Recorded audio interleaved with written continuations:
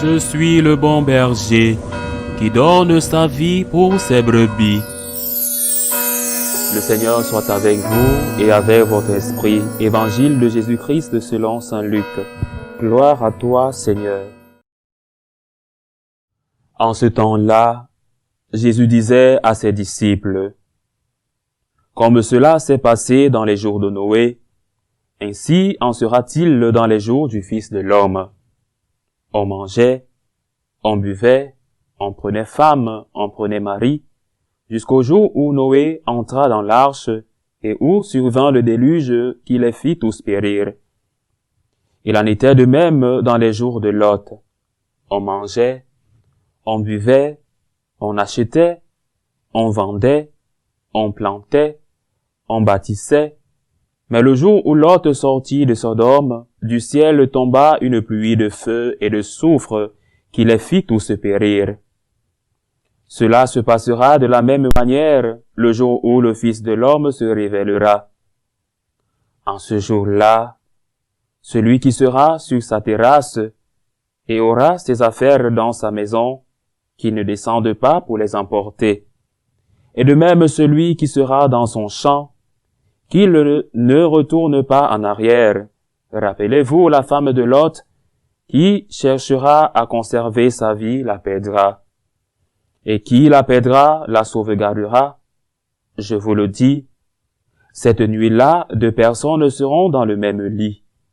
L'une sera prise, l'autre laissée. 2 femmes seront ensemble en train de moudre du grain. L'une sera prise et l'autre sera laissée.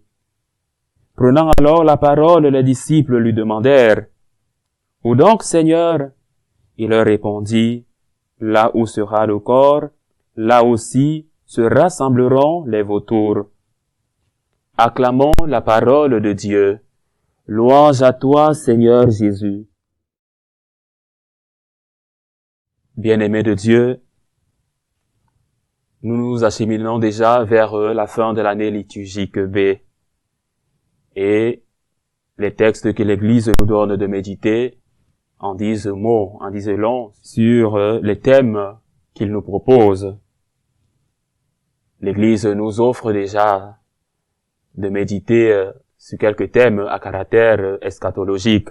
Et hier, nous méditons sur la venue du règne de Dieu.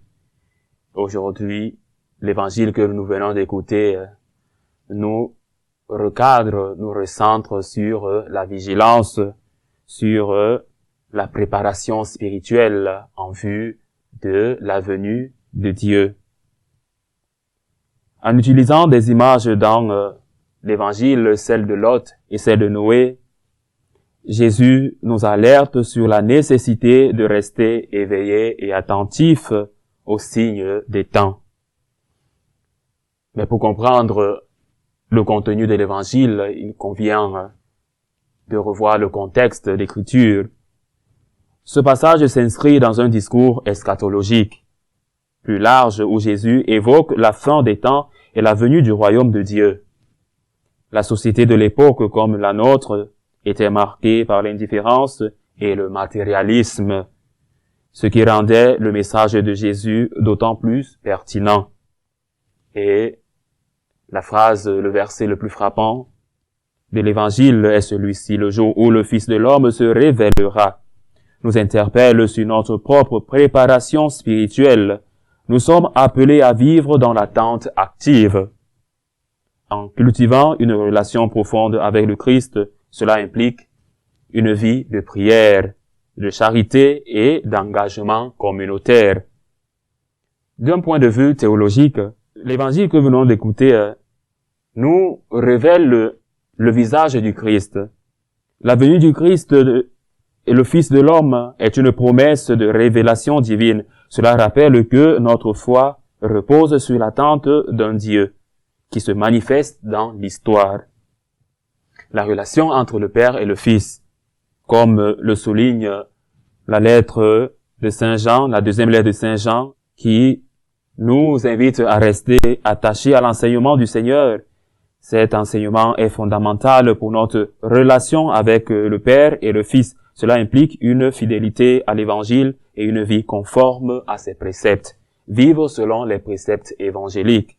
Les préceptes évangéliques, c'est-à-dire selon la charité, l'amour, l'espérance, la foi. Comment pouvons-nous mettre en pratique cette vigilance, nous chrétiens aujourd'hui, cette préparation spirituelle? Nous devons être des chrétiens qui veillent, des chrétiens qui pratiquent de la vigilance communautaire. En tant que communauté de foi, nous devons encourager les uns et les autres à rester éveillés, à vivre selon les valeurs du royaume de Dieu. Nous devons aussi nous préparer spirituellement par des enseignements. Nous, franciscains de Marie, par exemple, nous nous formons en petits groupes pour mieux approfondir notre spiritualité, la spiritualité de la gratitude. Et nous nous réunissons en petites écoles appelées écoles de gratitude pour nous préparer spirituellement à affronter les adversités du monde. En tant que communauté spirituelle, il est essentiel de former les fidèles à discerner les signes des temps et à répondre aux défis contemporains avec foi et espérance. Si vous n'avez pas de formation, vous ne pouvez pas répondre aux défis actuels. Un monde de plus en plus laïcisé, nous chrétiens, il est plus important pour nous de revenir aux sources, notre source qui est justement le Christ. C'est le Christ qui nous réunit chaque fois que nous sommes dans une église, chaque fois que nous prenons la décision d'aller participer à l'Eucharistie. Les défis du monde sont très importants.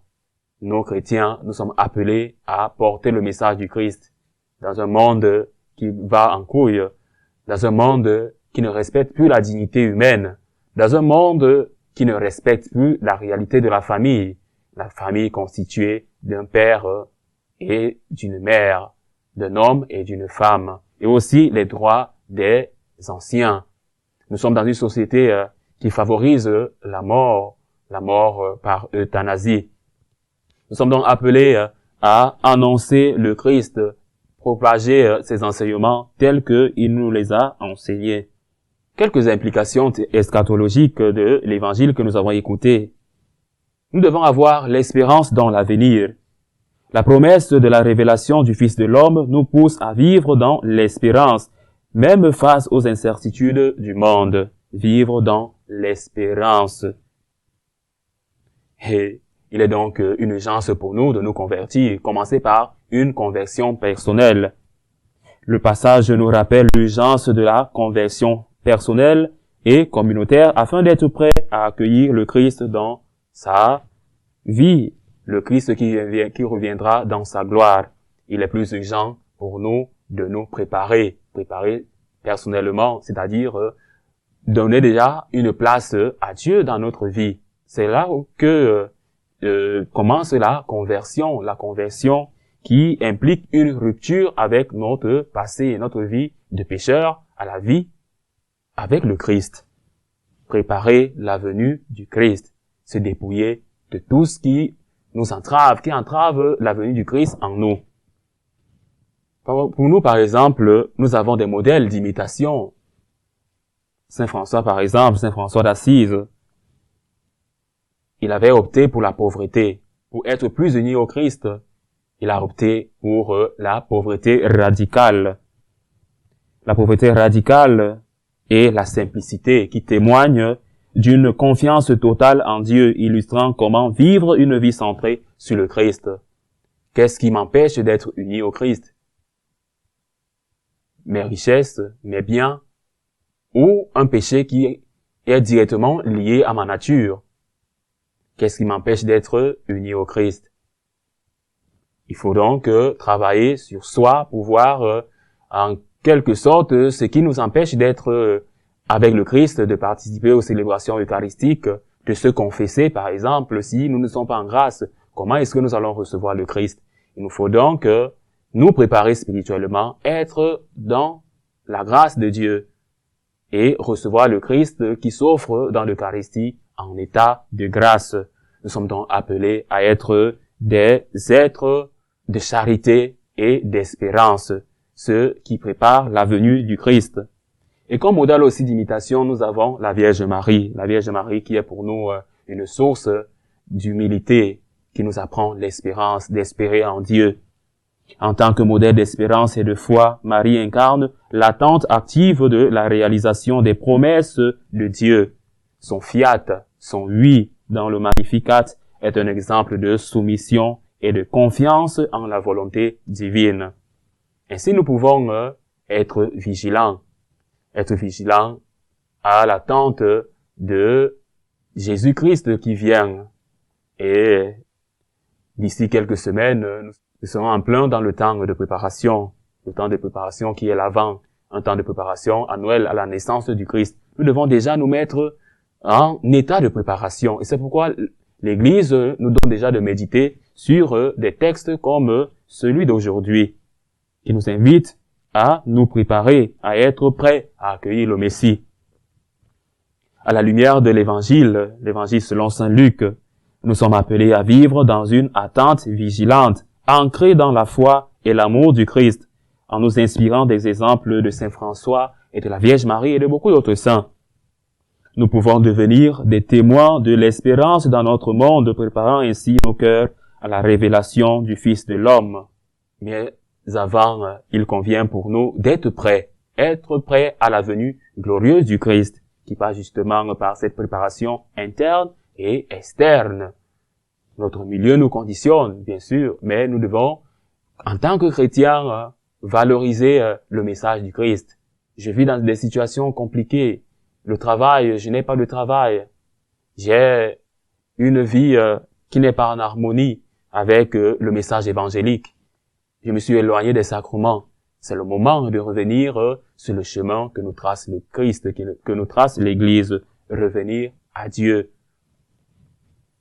Chers frères et sœurs bien-aimés, nous sommes donc appelés aujourd'hui à la vigilance, à être prêts pour la venue glorieuse du Christ, une vigilance spirituelle, être préparés spirituellement pour affronter les réalités actuelles, le monde actuel. Nous vivons dans un monde de plus en plus difficile, un monde où la laïcité va grandissante. Nous sommes donc appelés à être missionnaires du Christ, porter le message du Christ dans les cœurs, dans le monde, à l'intérieur de l'Église comme à l'extérieur. Être modèle entraînant de l'Évangile, comme le Christ, et à imitation de la Vierge Marie.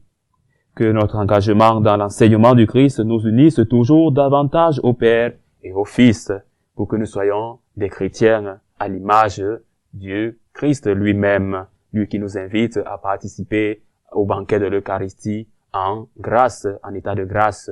Aujourd'hui, nous allons donc demander cette grâce au Seigneur, préparer sa venue dans nos cœurs, laver nos cœurs, laver notre intérieur, nous purifier de tout ce qui nous entrave, ce qui entrave la venue du Christ dans nos vies, qui nous aide à pouvoir participer au banquet célestial, parce que pour nous chrétiens, nous espérons non seulement à la résurrection des morts, mais aussi et surtout à la vie éternelle. Ainsi soit-il.